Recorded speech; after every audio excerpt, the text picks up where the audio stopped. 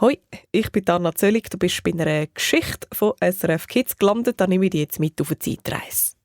Warte, irgendwie stimmt das gar nicht so ganz. Wir gehen nicht auf eine Zeitreise, sondern der Herr Benteli. Und der hat sie, glaube ich, auch schon hinter sich, seine Zeitreise.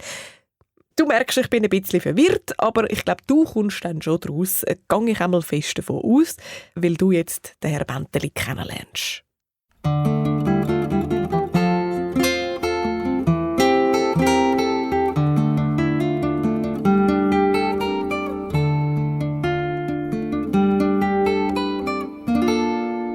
Der Herr Benteli und der Billetautomat. Der Herr Benteli ist vor dem Billetautomat gestanden und hat mich gefragt: «Excuse, könnt ihr mir sagen, was das da ist?» Ich habe dann noch nicht gewusst, dass der Herr Benteli heisst. Ich habe noch gar nichts gewusst. Ich habe gelacht und habe gesagt: «Was? Das? Meint ihr den Billetautomat?» «Billetautomat?» hat der Herr Benteli gefragt. «Ja, da könnt ihr Billett rauslassen», habe ich gesagt. «Für die Trambahn?» hat der Herr Benteli gefragt. «Ja», habe ich gesagt. «Für das Tram?» «Aha, jetzt verstehe ich», hat er gesagt. Aber er hat, glaube ich, überhaupt nichts verstanden. «Soll ich euch helfen?» habe ich gefragt. Nein», hat er gesagt. «Ich kaufe dem mein Billett beim Kondukteur». Jetzt habe ich den Herr Benteli erst richtig angeschaut. Er war so altmodisch angelegt. Ein Hut auf dem Kopf, ein Anzug und so alte Schuhe, die man heute nicht mehr kaufen kann. Auch sein Schnauze war ein bisschen altmodisch. Ich habe ihm gesagt: «Wisst ihr, im Tram gibt es schon seit 50 Jahren keinen Kondukteur mehr.» «Nein, sagt auch.» Und er war wirklich baff. «Kein Kondi mehr? Das gibt's doch nicht.» Und er hat mich ganz ungläubig angeschaut. «Ihr müsst da das Billett rauslassen. Aus dem Automat», habe ich gesagt. «Was? Da, aus dem Kasten?» hat er begeistert gesagt. Er hat das Portemonnaie rausgenommen und den Automat neugierig angeschaut von allen Seiten. «Da hat doch höchstens ein Zwerg drinnen Platz.» «Nein», habe ich gesagt, «da hockt keiner drin. Das geht automatisch.» «Automatisch», hat der Herr Benteli wiederholt und seine Augen haben geleuchtet. «Soll ich euch helfen?» habe ich wieder gefragt. «Ja», hat er gesagt. Er hat mir sein Portemonnaie offen hergestreckt.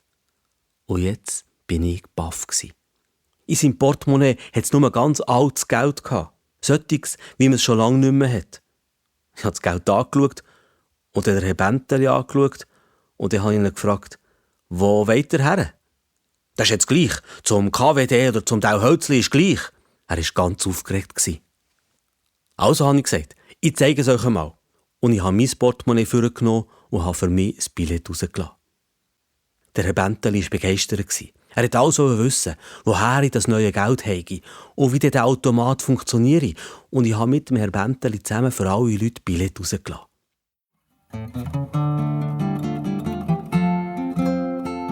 Der Herr Benteli hat sich mir vorgestellt. Benteli Hermann, früherer Bundesbeamter 2. Klasse, Kammerschreiber am Obergericht. Ich habe nicht genau gewusst, was ein Kammerschreiber ist. Es hat aber wichtig getönt und ich habe mich gerne noch gefragt, wie er daher gekommen ist.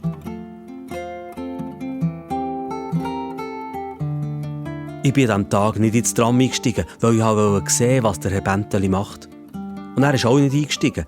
Er hat nur genau geschaut, ob wirklich in keinem Tram ein Kondukteur Billett verkauft.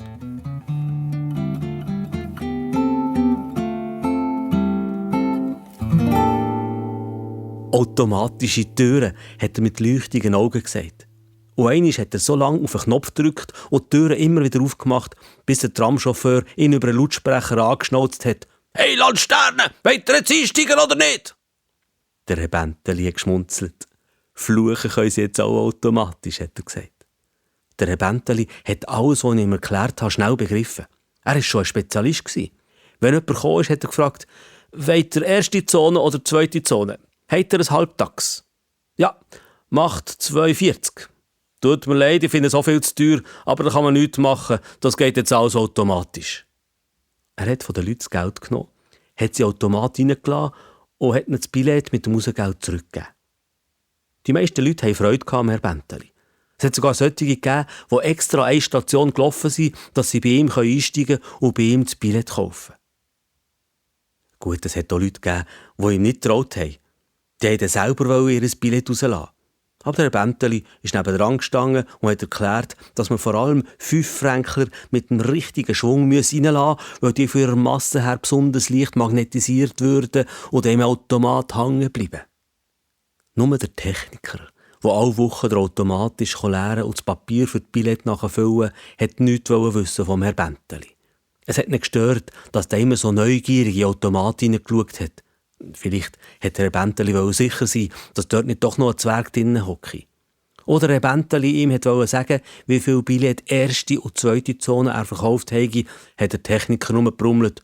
Das weiss ich, denke. Für das haben wir einen Zähler im Automat und eine Statistik. Und der Techniker hat die anderen Leute angeschaut und sich mit dem Finger an die Stirn getippt, um zu sagen, der Mann, der spinnt.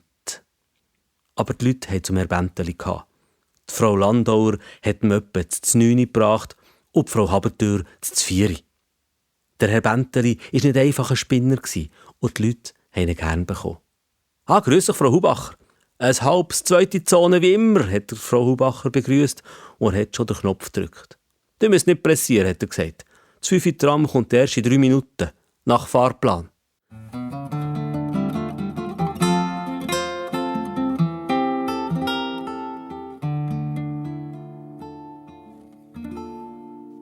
Der Herr Benteli ist die Seele vom Billetautomat geworden bei uns an der Strasse. Und auch wenn es Leute gibt, die sagen, der Herr Benteli brauche es gar nicht, für das gibt es ja einen Automat, damit man Leute wie der Herr Benteli nicht mehr braucht, dann bin ich nicht einverstanden. Es stimmt, dass die meisten Leute ihn nicht brauchen, zum Billett rauszulassen. Aber unsere Tramhaltestelle ist ein neuer Treffpunkt geworden. Die Leute sagen, komm, wir gehen noch schnell zur Tramhaltestelle, dort ist gängig etwas los. Und ich hoffe nur, dass nicht irgendeiner jemand kommt, der sagt, das sei dann verboten, da könnte ja jeder kommen und Billett aus dem Automat verkaufen. Das kann nicht jeder, so wie der Herr Benteli. Und ich wollte ihn unbedingt mal zum Essen einladen und ein bisschen mehr über ihn erfahren.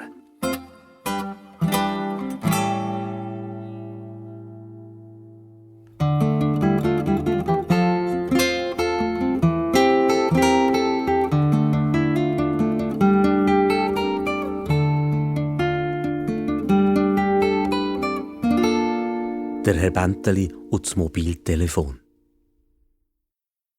Der Herr Benteli ist fast jeden Tag bei uns an der Tramstation und er verkauft Billett aus dem Automat. Ich habe zuerst auch gedacht, der spinnt. Das braucht es doch gar nicht. Aber je länger ich den Herr Benteli kennt habe, desto mehr hat mir das eingeleuchtet, dass es ihn braucht. Und der Herr Benteli ist so begeistert von allem, was automatisch geht, dass er das jedem zeigen und erklären will.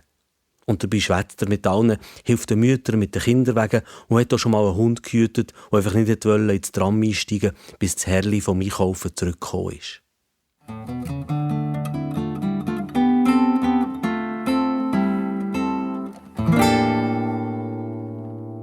Etwas habe ich aber noch nicht verstanden. Nämlich, woher der Herr Benteli eigentlich gekommen ist. Er sagt immer, er sei Bundesbeamter 2. Klasse, Kammerschreiber am Obergericht. Er sieht so altmodisch aus, kommt irgendwie aus einer früheren Zeit, ich weiss auch nicht wie, und er kennt einen Haufen Sachen nicht, die sonst alle Leute kennen. Zum Beispiel bin ich kürzlich beim Herrn Benteli an der Tramhaltestelle gestanden, wo einer mit dem Telefon am Ohr herläuft und ins Telefon ruft, «Ich bin jetzt gerade bei der Tramhaltestelle!» «Das sehe ich, denke», hat dem Herr Benteli geantwortet und nicht verstanden hat, dass der Mann telefoniert. «Das sehe ich, denke, dass ihr an der Tramhaltestelle seid und nicht im Zoo. Wollt ihr erste Zone oder zweite?» «Was, bei dir regnet's?» «Nein, da regnet's nicht», hat der Mann ins Telefon gerufen. «Also, wenn es bei mir nicht regnet, regnet es bei euch dann auch nicht», hat der Benteli geantwortet. Und weil der Mann nicht reagiert hat, hat der Lüter wiederholt, «Wenn es bei mir nicht regnet, regnet es bei euch dann auch nicht. Ich habe gefragt, ob der erste Zone oder zweite Zone wollt.» «Du, ich kann jetzt gerade nicht so gut», hat der Mann ins Telefon gesagt und dann zum Herrn Benteli. «Du müsst nicht so schreien, ich bin nicht schwerhörig.» «Wieso hat er denn so einen Hörapparat am Ohr?» hat der Herr Benteli gefragt. «Was, Hörapparat?» hat der Mann der Herr Benteli gefragt und wieder ins Telefon gesagt, «Nein, ich habe keinen Hörapparat, ich komme wahrscheinlich ein bisschen später.» «Ja, wenn ihr weiter so macht, verpasst ihr das Tram, es kommt in 2 Minuten und 13 Sekunden», hat der Herr Benteli am Mann erklärt. «Ich rede nicht mit euch», hat der Mann Herr Benteli gesagt. «Nein, ich meine nicht dich, mit dir rede ich schon», hat er wieder ins Telefon gerufen.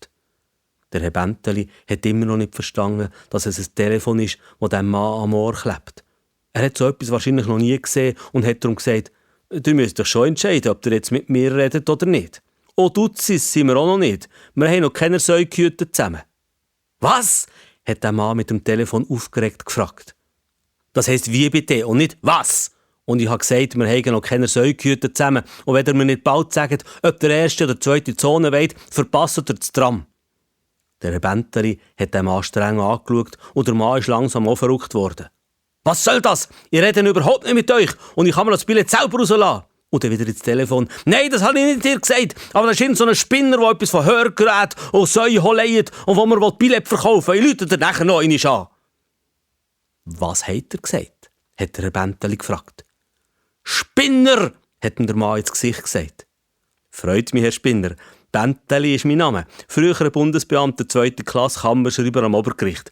Übrigens, in 17 Sekunden kommt das Tram und wenn ihr nicht schwarz fahren wollt, würde ich jetzt aber tiefig ein Billett rauslassen. Wo wollt ihr her?» «Das geht euch nichts an», hat der Mann gesagt. Er hat das Portemonnaie rausgenommen, um die Münze rauszunehmen. In der Aufregung ist ihm alles Münze am Boden und auf die Straße gefallen. Das Tram ist eingefahren und das Geld war jetzt unter dem Tram gewesen. Und darum musste der Mann warten, bis das Tram wieder weggefahren ist, um sein Geld aufzulesen. Das 20, das auf die Schiene gefallen ist, war nachher ziemlich flach. «Jetzt habe ich wegen euch das Tram verpasst», hat der Mann geschumpfen. «Und da kann ich nichts dafür. Ich habe euch korrekt informiert, aber ihr müsst vielleicht euch ein Hörgerät ein bisschen besser einstellen, wenn ihr mich nicht verstanden habt. Tut mir leid», hat der Benteli höflich gesagt. «Was für ein Hörgerät? Ich höre bestens!» «Das Ding da», hat der Benteli auf das Telefon gezeigt. «Das ist ein Handy», hat der Mann gesagt. «Ah, das ist für die Hände. Und ich habe gemeint, das sei für die Ohren.» «Natürlich ist das für die Ohren. Das ist mein Telefon.» «Ja, und ich bin der Sammy Klaus», hat der Herr Benteli gesagt, der nicht gewusst hat, dass das wirklich ein Telefon war. «So, jetzt längt's aber. Mit euch rede ich nicht mehr.» «Ja, schön, habt ihr euch endlich entscheiden können. Ich rede mit dir, nein, mit dir rede ich nicht», hat der Benteli nicht faul umgegeben. «Jetzt wird's mir aber endgültig zu blöd. Jetzt gehe ich zu Leid zu Fuss», hat der Mann gesagt. «Bitte schön», hat der Herr Benteli gesagt. «Dann braucht ihr auch kein Billett.» Der Mann ist gegangen und der Herr Benteli hat noch gerufen, «Die zweite Zone ist dann schon noch ein bisschen weit zu Fuss. Das nächste Tram kommt in 11 Minuten und 10 Sekunden.» Aber der Mann hat schon wieder am Telefon geredet. «Ja, jetzt habe ich wegen dem Double noch das Tram verpasst.» «Ja, das haben alle gesehen, dass er das Tram verpasst hat», hat der Herr Benteli gerufen. Aber der Mann hat nicht mehr gehört und der Herr Benteli hat für sich gegrinset. Er sollte sich schon noch entscheiden, ob er jetzt Double oder Spinner heisst.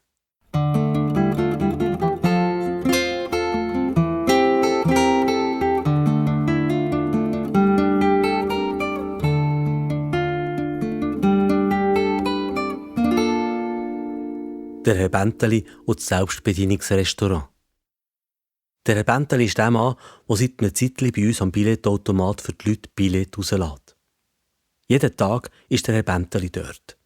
Ein kurliger Mann mit Schnauz und Hut, so altmodisch, und ich habe nie herausgefunden, woher der eigentlich kommt. Darum habe ich gedacht, ich lade ihn mal zum Mittag ein. Ich habe gedacht, dass ich ein bisschen mehr über ihn erfahren kann. «Klar», hat er gesagt, «ich komme gern. Ich habe noch bis am Mittag Dienst, aber nachher, gern.» «Ich weiss», habe ich gesagt. Ich habe extra ein Plakat mitgebracht und da haben wir draufgeschrieben, «Herr Benteli macht heute Mittagspause. Excusez.» Er hat gestrahlt, als wir das Plakat aufgehängt haben. Das hat ihm gefallen. Und dann hat er mich unternehmungslustig angeschaut und gefragt, «Und, wo gehen wir her?» «In ein automatisches Restaurant.» An das habe ich gar nicht gedacht, dass der Herr Benteli zwar sehr altmodisch aussieht, wie jemand aus einer früheren Zeit, aber dass er so Freude hat an allem, was automatisch und technisch geht. Ich wollte ihn eigentlich in mein Lieblingsrestaurant zum Mittag einladen, wo die Maria alles selber kocht und alles sehr fein ist. Aber jetzt habe ich mich anders entschieden und ich habe den Herr Benteli gefragt, ob ihm ein Selbstbedienungsrestaurant recht wäre. «Selbstbedienungsrestaurant?» hat er gefragt. «Muss man da alles selber machen? Kochen und bedienen und abräumen und abwaschen und so?» Ja, gelacht. «Nein, es ist alles schon gekocht, aber man kann es selber auswählen und nehmen.» «Wir können selber in der Küche alles aus der Pfanne nehmen?» hat er gefragt. «Nein, es wird alles an ein Buffet gebracht und dort kann man es dann nehmen.» «Das muss ich sehen», hat der Benteli gesagt. Und wir sind um eine Ecke ins Selbstbedienungsrestaurant gegangen. Der Herr Benteli hat alles erklärt haben. Beim Automat, wo man Orangensaft rauslassen kann, wollte er wissen, wo man die Orangen rein tun muss. Dort, wo das Blätterliwasser rauskommt, wollte er wissen, wie die Blätterli eigentlich ins Wasser reinkommen. Ich konnte das nicht wirklich erklären. Ich habe mir das auch noch nie so richtig überlegt. Aber er hat weiter gefragt und gefragt. Er wollte wissen, wer die Pommes frites so schön viereckig geschnitten hätte. Und ob die aus echten Herdöpfeln seien. Und wer die so schön gleichmässig gebraten hätte. Ein Automat, hat er gefragt. Und ich habe nicht recht gewusst, wie das geht.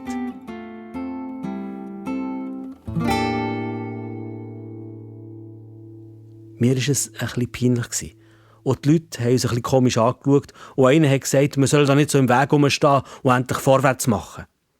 Weil wir alles so genau angeschaut haben und der Benteli so viel gefragt hat, ist es nicht lange gegangen, bis der Chef vom Selbstbedienungsrestaurant gekommen ist und gefragt hat, was wir hier eigentlich wollen. Ob etwas nicht recht sei. Und wenn es uns nicht passe, sollen wir in ein teures Restaurant, wo wir eine Ewigkeit warten müssen. Und er hat uns streng von oben ab angeschaut. Der Herr Benteli hat sich nicht einschüchtern lassen. «Grüß dich», hat er gesagt.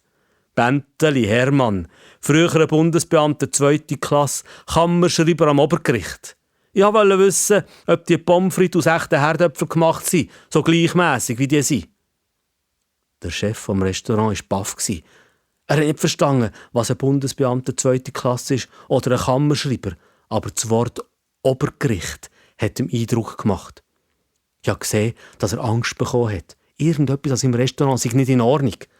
Er wollte keinen Skandal wollen. Er ist plötzlich ganz nett und höflich geworden und er hat gesagt, wir sollen doch bitte mit ihm ins Büro mitkommen. Aber mit dem ist alles noch schlimmer geworden. Wir haben nämlich für ins Büro durch die Küche müssen. Der Herr Benteli ist in der Küche stehen geblieben und er hat alles anschauen und erklärt haben. Mikrowellen, Abwaschmaschinen, Fritteusen.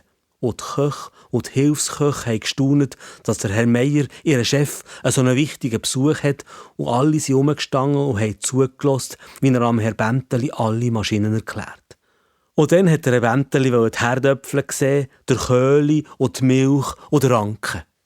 Und er hat in die Schränke hineingeschaut und er hat nur fertig Lasagne, tiefgefrorene Pizza, Pommes frites und Orangensaftkonzentrat gefunden. Nein, so etwas. Keine Herdöpfel, keine Milch. Wo sind denn die Orangen? Hat er gefragt. Der Herr Meier hat schon gebettelt. Kommt mit ins Büro, ich zeige euch alle Bestellungen. Es ist alles hygienisch. Ich brauche keinen Bestellschein und Papier, hat der Herr Benteli gesagt. Ich muss wissen, woher das Zeug kommt. Ich weiss, wie Herdöpfel aussehen. Und weil jetzt schon alle Angestellten in der Küche geblieben sind, um zu schauen, was da passiert, hat es gleich vor der Selbstbedienung nichts mehr gehabt. Die Leute haben gerufen, es hat keine Pommes frites mehr. «Ohne Herdöpfel gibt es doch keine Pommes frites», hat der Benteli aus der Küche gerufen. «Was? Das gibt's doch nicht», hat die Leute wütig zurückgerufen. «Das ist eine Frechheit!» «Nein, das ist die Wahrheit», hat der Benteli gerufen. Und die Leute sind in die Küche gekommen, um zu schauen, was da los ist. «Da», hat die Frau gesagt, «ist doch der Sack mit den gefrorenen Pommes frites».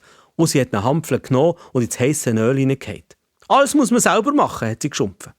«Bitte, Herr Benteli, kommt mit ins Büro. Das ist ein Missverständnis», hat der Herr Meier gebettelt. Aber jetzt war schon nichts mehr unter Kontrolle. In der Küche vom Selbstbedienungsrestaurant war es gestunken. «Nicht einmal gefrorene Pizza könnt ihr machen», hat jemand gesagt. Und eine Pizza in die Mikrowelle rein da. Dabei ist alles so einfach. Ich habe Herrn Benteli gesagt, «Kommt, ich zeige euch ein anderes Restaurant, wo man noch richtige Herdöpfel essen kann.» Und wir sind aus dem Gestürm raus, ohne dass es der Herr Meier gemerkt hat.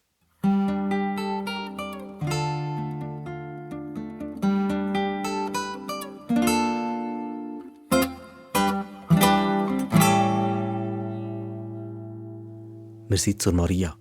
Ich habe gesagt, wir wollen richtige Pommes frites und wir sind mit der Maria in die Küche gehockt, haben Herdöpfel geschintet und haben sie geschnitten und gebrätelt und sie sind fein geworden.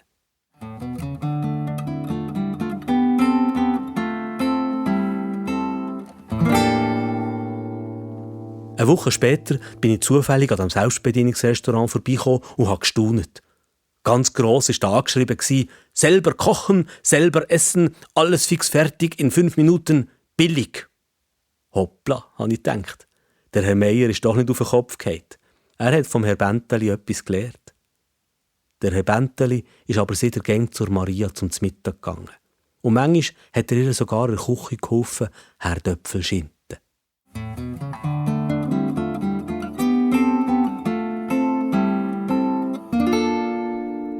Der Herr Benteli kommt am Fernsehen.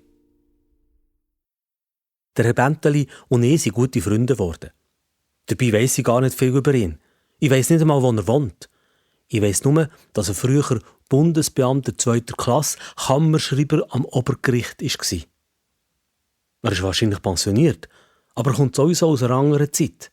Genau, das weiss ich nicht. Als ich ihn zum ersten Mal getroffen habe, hat er nicht einmal gewusst, was ein Billetautomat ist. Und jetzt kennt er alle Funktionen so gut, dass er bei uns am Billetautomat an der Tramhaltestelle den Leuten Billett verkauft und alles erklärt. Er findet alles spannend, was automatisch geht. Er erklärt, welche Zonen man lösen muss, nimmt von den Leuten das Geld und lässt sie Automat rein und gibt den Leuten das Billett. Das ist schon ein bisschen komisch, ich weiss, es braucht es eigentlich nicht, aber viel wichtiger ist eben, dass man mit dem Herrn Benteli einfach so gut reden kann. Und das machen die Leute gern. Und das ist auch ein Grund, warum wir Freunde geworden sind. Vielleicht auch, weil der Herr Benteli so wunderbar altmodisch ist und gleich so neugierig. Manchmal gehe ich am Abend zur Tramhaltestelle und dann sagt er, der sitzt, machen wir einen Spaziergang, es ist Feierabend. Und wir laufen zusammen durch die Stadt. Auch wenn der Herr Benteli so nach früher aussieht, reden wir nie über etwas, das früher war oder etwas, das noch kommt. Wir reden immer über das, was wir gerade sehen. Vor allem über die Leute.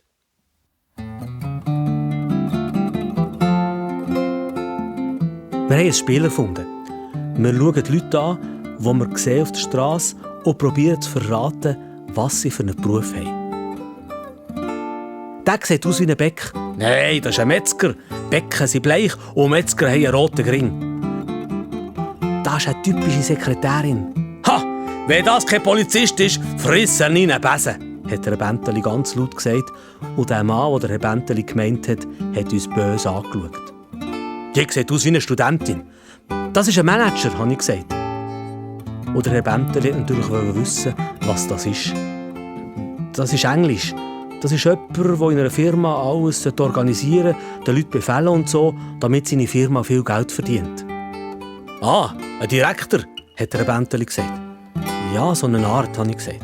Ha, und der sieht aus wie ein Bundesbeamter, hat der Herr Benteli gesagt. Wir sind vor einem Fernsehgeschäft gestanden und dort hatte es eine Kamera, die die Leute filmt, die vorne durchlaufen. Und hat man sich selber auf dem Bildschirm sehen. Der Herr Benteli hat also in den Bildschirm geschaut und sich selber gesehen. Nein, hat er gesagt, das bin ja ich. Das ist ein Spiegel. Das ist ein Fernseher, habe ich erklärt. Da kann man Filme zeigen, was an einem anderen Ort passiert. Darum sagt man dem eben Fernsehen. Aha, hat der Herr Benteli gesagt. Aber jetzt sehe ich da einen Film über mich. Ja, das ist, weil da noch eine Kamera steht. Die macht Fotos und schickt die durch das Kabel in den Fernseher rein und dort wird das gerade gezeigt. Der Herr Benteli hat das spannend gefunden. Zuerst ist er einfach so da gestanden und hat geschaut. Dann hat er mal einen Arm gelüpft und dann einen anderen und dann hat er angefangen Grimassen zu schneiden und hat gelacht. Und für was braucht man den Fernseher? Hat der Herr Benteli gefragt. Zum Film schauen? Oder für Nachrichten? Wenn etwas Wichtiges passiert auf der Welt, kann man das sehen. Der Herr Benteli hat noch nicht ganz verstanden. Aber um eine Ecke, in einem anderen Schaufenster, ist noch ein Fernseher gestanden und irgendein Sender ist gelaufen. Ein Mann hat geredet. Aber da hört man ja gar nichts, hat der Herr Benteli gesagt. Woher soll ich wissen, was der dort sagt? Das ist, weil der Fernseher hinter der Scheibe steht, habe ich erklärt. Darum hört man den Ton nicht. Dann machen wir den Ton, hat der Herr Benteli vorgeschlagen. Wir probieren zu verraten, was der Mann da sagt. Das war ein lustiges Spiel. Wir haben einfach den Ton gespielt. Und manchmal hat es gut gepasst und manchmal nicht so. Aber wir haben einen Haufen gelacht.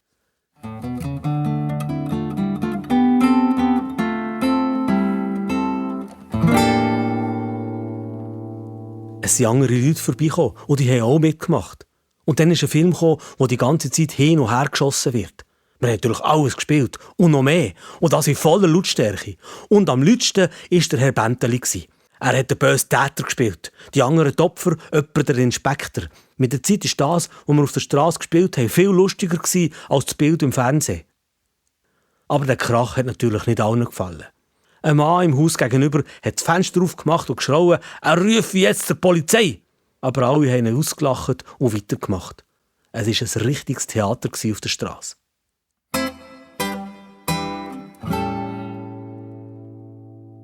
Zum Glück habe ich das Polizeiauto rechtzeitig gesehen. Ich habe den Bänteli am Ärmel gepackt und ihn schnell fortgezogen. Gerade noch rechtzeitig. Was hätte der Polizisten sagen sollen? Das ist der Herr Bänteli. Er verkauft Billett bei uns am Automat. Die Polizisten hätten gedacht, wir spinnen komplett. Oder Herr Bänteli hat vielleicht einen alten Pass gezeigt, der schon lange abgelaufen war. Nein, ich bin froh, haben wir uns rechtzeitig aus dem Staub machen. Das Spiel, das wir hier erfunden haben, kann man übrigens überall machen, wo es einen Fernseher hat. Einfach den Ton abstellen und spielen.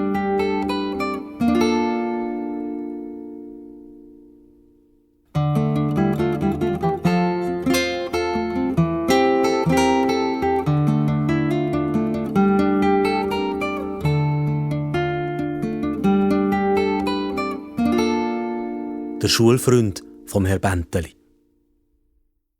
Es hat schon seit einer Woche die ganze Zeit geregnet. Viele Leute hatten eine schlechte Laune und sind so schnell wie möglich über die Lunken gekumpelt. Überall, wo es Schermen hatte, haben die Leute sich zusammengedrängelt. Auch bei uns an der Tramhaltestelle. Der Herr Bänteli hat aber zum Glück alles organisiert. «Lädt doch Frau Schüppach durch, die muss noch das Billett lösen. Könnt ihr am Herrn Zbigniak noch sein zweites Zonenbillett weitergeben? Merci vielmals.»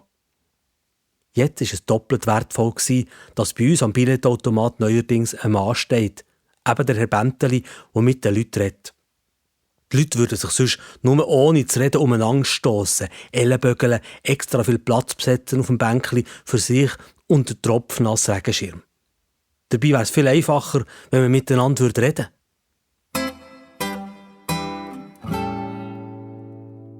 Mir ist aufgefallen, dass der Herr Bänteli bei diesem ständigen Regen sicher auch nass geworden ist. Und gleich hat er jeden Tag tupfgleich ausgesehen. Mit seinem alten Anzug, der blauen Krawatte mit weißen Tüpfchen, einem Hut auf dem Kopf, den altmodischen Schuhen und dem Schnauz. Ich habe mich gefragt, wo der echt der Mann wohnt, der irgendwie aus einer anderen Zeit kommt, wo man noch keine Billetautomaten und Handys hatte. Ich habe schon ein paar Mal probiert, das herauszufinden. Aber der Bänteli ist mir auf alle Fragen ausgewichen. Einmal hat er mich aber plötzlich gefragt, ob ich wüsste, wo die Fingerhutgasse hergekommen sei. Fingerhutgasse? Habe ich gefragt. Von der habe ich noch nie gehört. Ja, hat der Bänteli gesagt, auch im automatischen Tram-Umgebungsverzeichnis ist die Gasse nicht aufgeführt. Ich musste lachen. Der Bänteli ist zwar altmodisch angelegt, aber er interessiert sich für alles, was automatisch ist. Und er lernt schnell. Aha, habe ich gesagt. Vielleicht ist die Gasse nur ganz klein. Nein, sagt der Bänteli. Mein Schulfreund, der Carol Ludi Frauchiger, wohnt doch an der Fingerhutgasse 17. Also 17 Häuser sind sicher, wenn nicht noch mehr. Ich bin neugierig geworden. Zum ersten Mal hat er mir etwas von sich erzählt. Er hat also einen Schulfreund an der Fingerhutgasse. Habt ihr schon mal im Telefonbuch nachgeschaut, habe ich gefragt. Ja, im normalen papierigen und sogar im automatischen elektronischen Telefonbuch habe ich nachgeschaut, aber ich habe ihn nicht gefunden und darum habe ich gedacht, ich gehe mal vorbei. Ich habe wieder gestaunt, wie schnell der Herr Bänteli alles lernt, was automatisch geht. Wisst ihr was, habe ich gesagt, ich hole daheim einen Stadtplan und dann gehen wir die Fingerhutgasse zusammen suchen.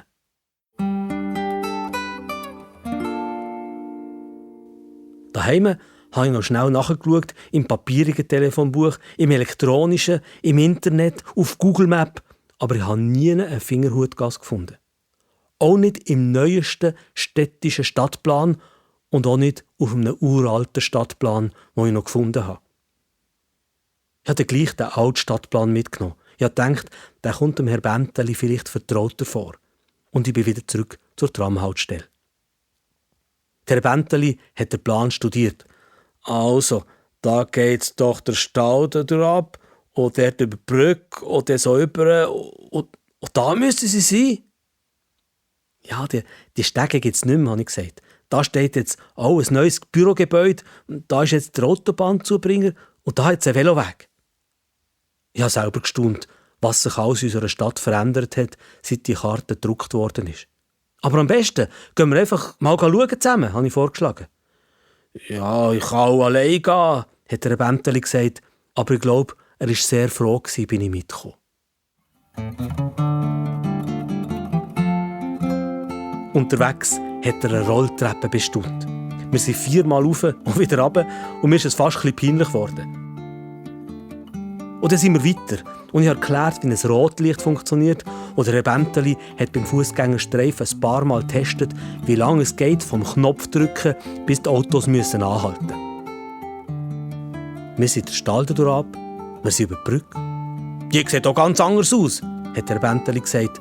Und dann sind wir an den Ort gekommen, wo die Fingerhutgasse sein sollte und wo Herr Benteli, sein Schulfreund, der Carol Lodi Frauhiger, wohnen. Aber da war nichts. Ich meine, keine Gasse, keine Strasse, da sind Häuser gestanden. Nicht einmal so moderne, aber eins neben dem anderen. Und nie hat es eine Lücke oder sogar eine Gasse gehabt. Der Herr Benteli hat probiert, sich zu besinnen. Da haben wir auf dem Heimweg mit dem Märmeli gespielt. Da hat der Hufschmied seine Schmiede gehabt. Da war Frau Bautzer, die abends vertätschte Äpfel uns verschenkt hat, die sie nicht mehr verkaufen können. Mir hat der Benteli leid da. Es war nicht mehr so, wie er es kennt hat. Und eine Fingerhutgasse hat es auch gar nie gegeben. Ich habe ihn dann gefragt, wenn denn das gewesen sei und wenn er der Carol Lodi Frauchiger zum letzten Mal gesehen hätte. Ja, das ist noch gar nicht so lange her, hat der Benteli gesagt. Er war jetzt wirklich ein bisschen durcheinander. Er ist noch einmal alles abgelaufen. Er hat mit sich selber geredet. Und ich bin hintendrein und ich habe mir alles probiert vorzustellen, wie es einmal war. Ja, und da ist Gasse, hat er plötzlich gerufen. Ich habe sie gefunden und merci nochmal. Und der Benteli ist voraus in die Fingerhutgasse und ich bin in eine Mauer hineingelaufen. Die Mauer da vor mir hat der Herr Benteli verschluckt. Da ist die Gasse, die es gar nicht gibt.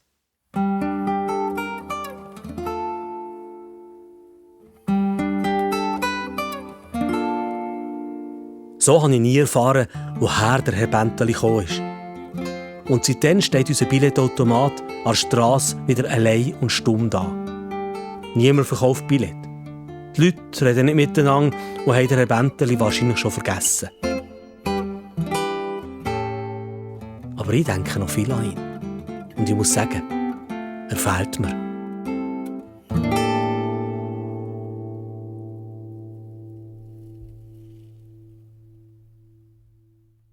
Also ich finde den Herr Benteli ziemlich sympathisch. Wo er jetzt echt gerade ist, vielleicht im Jahr 2145. Wer weiß.